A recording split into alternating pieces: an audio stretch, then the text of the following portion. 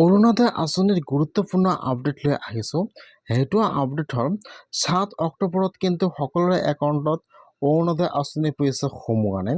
যিসকলে এইবাৰ অৰুণোদয় আঁচনি 3.0ত নতুনকৈ আবেদন কৰিছে বা যিসকলে আগৰ পৰা প্ৰতি মাহে অৰুণোদয় আঁচনি পইচা লাভ কৰি আছিল, 7 অক্টোবৰত কিন্তু কিছুমানৰ একাউণ্টত অৰুণোদয় আঁচনি পইচা সোমাই গৈছে।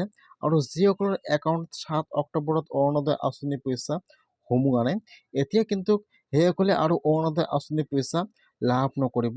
এতিয়া কিন্তু সেইসকলে আৰু অৰুণোদয় আঁচনিৰ কাৰণে নতুনকৈ আবেদন কৰিব লাগিব বা EKYC কৰিব লাগিব, নহ'লে কিন্তু আপোনালোকে অৰুণোদয় আঁচনি পইচা লাভ নকৰিব।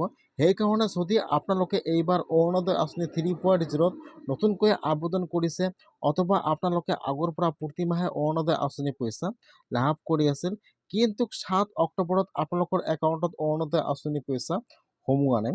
যদি আপোনালোকৰ একাউণ্টত 7 অক্টোবৰত অৰুণোদয় আঁচনি পইচা সোমোৱা নাই, তেনেহ'লে কিন্তু এতিয়া আপোনালোকে অৰুণোদয় আঁচনিৰ কাৰণে আৰু আবেদন কৰিব লাগিব।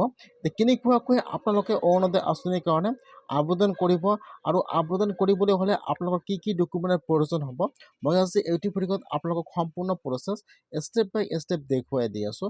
যদি আপোনালোকে 7 অক্টোবৰত অৰুণোদয় আঁচনি পইচা লাভ কৰা নাই, এতিয়া আপোনালোকে কি কৰিব লাগিব, কি কৰিলে আপোনালোকে অৰুণোদয় আঁচনি পইচা লাভ কৰিব জানি লওক। যিসকলৰ একাউণ্টত 7 অক্টোবৰত অৰুণোদয় আঁচনি পইচা সোমোৱা নাই, আজি কিন্তু অৰুণোদয় আঁচনিৰ গুৰুত্বপূৰ্ণ আপডেট আহি গ'ল। এতিয়া যিসকলৰ একাউণ্টত অৰুণোদয় আঁচনি পইচা সোমাই গৈছে, সেইসকলে অৰুণোদয় আঁচনি পইচা পাই থাকিব। আৰু যদি আপোনালোকে অৰুণোদয় আঁচনি পোৱাৰ যোগ্য হয়, 7 অক্টোবৰত আপোনালোকৰ একাউণ্টত অৰুণোদয় আঁচনি পইচা সোমোৱা নাই, তেনেহ'লে কিন্তু এতিয়া আপোনালোকে আৰু অৰুণোদয় আঁচনিৰ কাৰণে আবেদন কৰিব লাগিব। কেনেকৈ আপোনালোকে অৰুণোদয় আঁচনিৰ কাৰণে আবেদন কৰিব জানি লওক। এতিয়া কিন্তু অক্টোবৰ মাহতে অৰুণোদয় আঁচনিৰ কাৰণে আবেদন কৰিব লাগিব, যিসকলৰ একাউণ্টত 7 অক্টোবৰত অৰুণোদয় আঁচনি পইচা সোমোৱা নাই। যদি আপোনালোকে আগৰ পৰা প্ৰতি মাহে অৰুণোদয় আঁচনি পইচা লাভ কৰি আছিল অথবা আপোনালোকে এইবাৰ অৰুণোদয় আঁচনি 3.0ত নতুনকৈ আবেদন কৰিছে, তেনেহ'লে কিন্তু এতিয়া আপোনালোকে 20 তাৰিখৰ পিছত সকলো পঞ্চায়তে অৰুণোদয় আঁচনিৰ কাৰণে আৰু নতুনকৈ এপ্লিকেশ্যন ফৰ্ম দিয়া হ'ব। যিসকলে অৰুণোদয় আঁচনি পোৱাৰ যোগ্য হয়, এতিয়ালৈকে 7 অক্টোবৰত অৰুণোদয় আঁচনি পইচা লাভ কৰা নাই, এতিয়া কিন্তু আপোনালোকে 20 তাৰিখৰ পিছত আপোনালোকে আপোনাৰ পঞ্চায়তত খবৰ ল'ব। সকলোৱে পঞ্চায়তে কিন্তু অৰুণোদয় আঁচনিৰ EKYC কৰা হ'ব বা নতুনকৈ আবেদন কৰা হ'ব।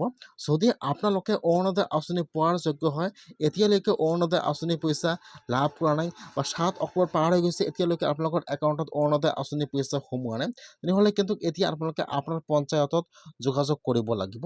আৰু যিসকলে চিঠিখন লাভ কৰিছে তথাপিও একাউণ্টত অৰুণোদয় আঁচনি পইচা সোমোৱা নাই, এতিয়া কিন্তু সেইসকলে আপোনালোকে আপোনাৰ DC অফিচত যাই যোগাযোগ কৰিব লাগিব। তাত কিন্তু যিসকলে মুখ্যমন্ত্ৰীৰ চিঠিখন লাভ কৰিছে তথাপিও অৰুণোদয় আঁচনি পইচা একাউণ্টত সোমোৱা নাই, সেইসকলে আপোনালোকে আপোনাৰ DC অফিচত যাই যোগাযোগ কৰিব লাগিব। আৰু যদি আপোনালোকে চিঠিখন লাভ কৰা নাই, তেনেহ'লে কিন্তু এতিয়া আপোনালোকে আপোনাৰ পঞ্চায়তত যোগাযোগ কৰিব লাগিব। আপোনালোকে 20 তাৰিখৰ পিছত আপোনালোকে আপোনাৰ পঞ্চায়তত যোগাযোগ কৰিব। তাত কিন্তু অৰুণোদয় আঁচনিৰ কাৰণে আৰু নতুনকৈ আবেদন কৰা হ'ব বা আপোনালোকে এপ্লিকেশ্যন ফৰ্ম দিয়া হ'ব। এতিয়া কিন্তু 20 তাৰিখৰ পিছত যিসকলৰ একাউণ্টত 7 অক্টোবৰত অৰুণোদয় আঁচনি পইচা সোমোৱা নাই, 20 তাৰিখৰ পিছত সকলোৱে পঞ্চায়তে অৰুণোদয় আঁচনিৰ EKYC সম্পূৰ্ণ কৰা হ'ব। আজি অৰুণোদয় আঁচনিৰ গুৰুত্বপূৰ্ণ আপডেট আহি